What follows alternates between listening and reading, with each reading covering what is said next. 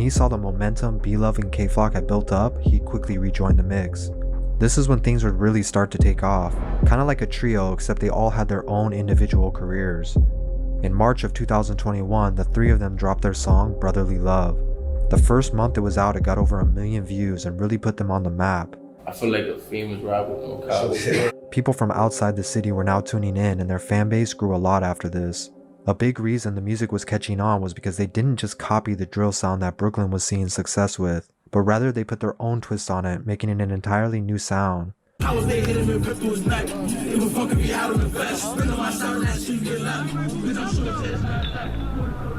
although other Bronx rappers were getting views too, it was really these three who took it to that next level. From here forward, their songs were easily gathering millions of views every time. But make no mistake, they were still in the middle of a war. Things between Sevside, the YGs, and OGs was heating up, and the music was only adding fuel to the fire for all sides. Unlike most gangs that you've heard about in the past, the ones doing the most damage here in the Bronx were actually kids from the ages of 12 to 18. These kids are younger and wilder than anything you could imagine, and they're pulling triggers. During this time, K-Flock was having beef with his own cousin and rapper D-Thing, just because he was repping a different set, and that just shows how serious they took it. It's no more free Dougie B, but it's soon be a RIP. Then there was another situation with rapper E-Dot, who at one point was friends with K as well. After an Instagram live showed E-Dot smoking and chilling with K-Flock's ops, their friendship was over as well. 16 with 2 million views. They never do that before. All my ops, 18, 19, 20, 21.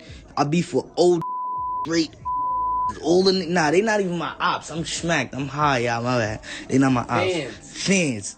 At this point, it seemed like everybody had a problem with everybody. But again, every single one of them was benefiting from these beefs. Bronx Drill had everybody tuned in, but at what cost? In July, a 21-year-old rapper named Ty Swish was shot in the head while outside of his apartment complex. 2 days later, a 13-year-old named Jarian was chased down and shot outside of a cafe in Belmont. Yeah, Joe, it was a shooting that left a 13-year-old dead and parents of teenagers here horrified that someone could do this. The NYPD tonight is asking for anyone with information to help them find the killer. It's not confirmed, but it's rumored that this was probably retaliation for Ty Swish's death from just a few days before. On July 11th, another 16-year-old rapper named Raw G's was getting into an Uber headed to a studio session. 2 kids on scooters rolled up from behind him and shot him. Raw G's had been mocking the death of Jarian on social media just an hour before. Around 11:30 Sunday night by the corner of East 178th Street and Webster Avenue in the Bronx, police say 2 men pulled scooters up next to a cab Medrano was taking to a recording studio. They then shot him in his head and chest, killing him. A perpetual cycle of dissing and then death was happening. But while this war was brewing between everyone, K-Flock, Dougie B, and B-Love were on the brink of going mainstream. Something they had been risking their lives for in an attempt to make it out was finally about to pay off.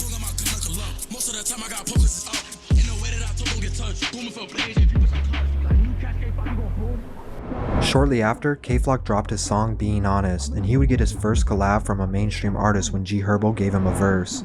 Following suit, Lil TJ and Fabio Foreign would also collab with him on the song In the Mood. Now he was getting radio play on Hot 97, and together with B-Love, he walked onto his first major show at Rolling Loud.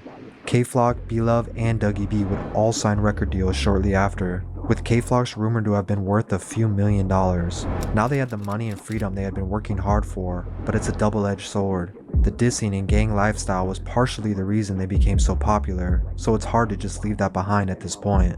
But with money in his pockets, he was seen enjoying the finer things in life, taking trips to Miami, riding around in a new BMW, and spoiling his little sister and girlfriend with shopping trips.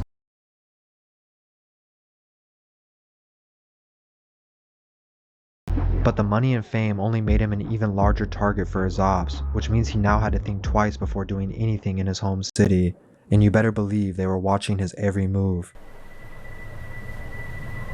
The morning of December 16th, K-Flock woke up and was seen on live, once again taunting his enemies to come find him, but he made sure to let them know he wasn't lacking as he revealed a gun tucked in his belt. Hours later, he was walking down Amsterdam Avenue and 151st Street. A shiesty covered most of his face, but a $1,500 Moncler jacket, unreleased Air Jordans, and a $1,400 pair of Amiri jeans may have still gave his identity away. As he passed by a barbershop, surveillance shows Oscar Hernandez come storming out to confront K-Flock. Although he walks out of sight of the cameras for a second, we can assume threats were being made on both ends. After Oscar turned his back to walk away, K-Flock pulled the gun from under his jacket and shot him twice, in the neck and back. Oscar would die later in the hospital while K-Flock quickly fled the scene. According to police, Oscar Hernandez was inside a barbershop when the gunman opened the door and asked him, quote, "What are you looking at?" And the victim went outside to confront him. He was fatally struck in the neck and the back. Because he was so easy to identify and investigators had access to surveillance from multiple angles, a warrant was issued only 6 days later, but the police wouldn't need to look for him. On December 23rd, Kay hired a well-known lawyer named Scott Lehman to represent him. They drove together to the 30th precinct where he surrendered himself.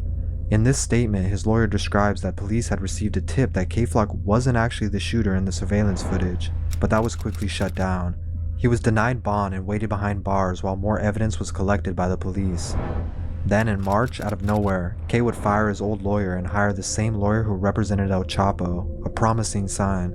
In this Instagram post, his new lawyer stated that he was excited to work with K-Flock and was confident he would beat this trial. So he did shoot him in self-defense. That's what the allegation is. You know, I don't want to talk too much about the details of the case, but the government claims that he pulled the gun out and shot him. But at the same time, the person that was dead on the ground had his hand on a loaded weapon, illegal loaded weapon. K-Flock then posted several updated photos with the caption reading, "All good, don't believe the blogs or internet. Everything trendy, forever DOA." Over the summer of 2022, his attorney began to argue self-defense, claiming Kay had no intentions or premeditation to murder Oscar, but instead feared for his life. After all, he was in a dangerous part of town and he was the one who was confronted in this situation. Social media had been supporting Free K-Flock and many believed him to be released sooner than later, but his court appearances were being postponed one after another.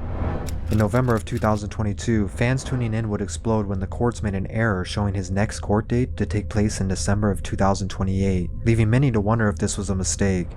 But shortly after, the next court appearance was updated and corrected, this time set for November 16th, but even that would be delayed once again. The only update the world would get was a recorded phone call of K-Flock dropping bars saying he felt confident he would be home in 2023. No, pick up I'm like, have you on that old way? I know what the nigga, wait of his money, man. I'll be back real soon, 2023 bars, you heard? His next appearance was set for February 2023, and those tuned into the drill scene were patiently awaiting for the return of the Bronx's biggest drill artist. Instead, what fans and K-Flock would get would be a wake-up call that no one could see coming.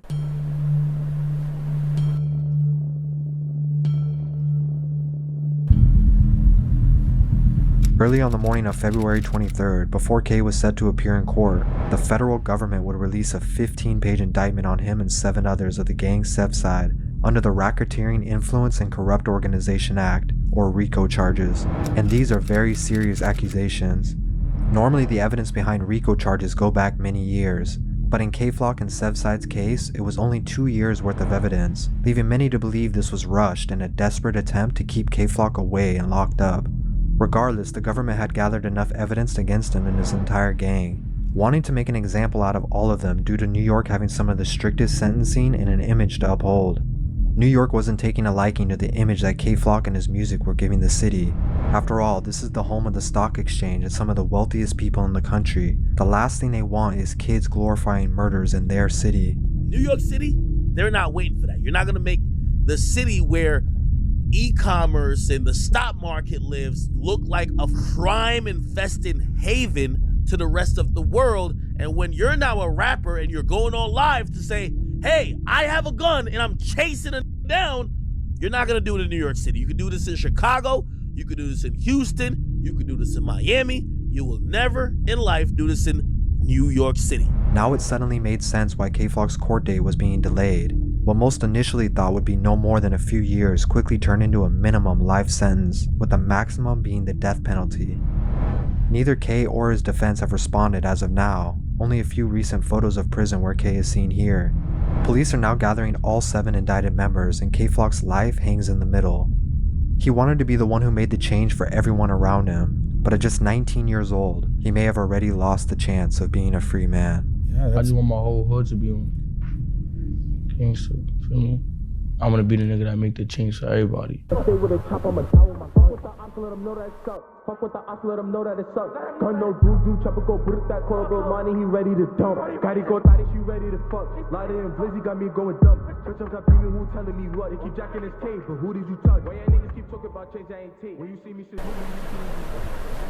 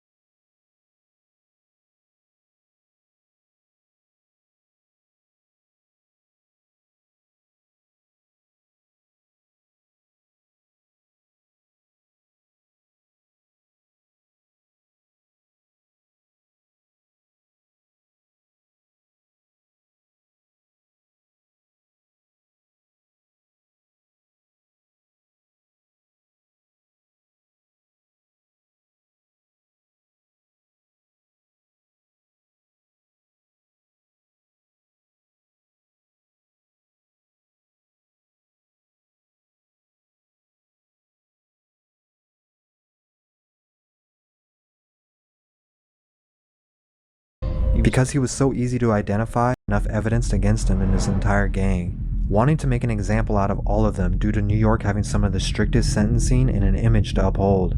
New York wasn't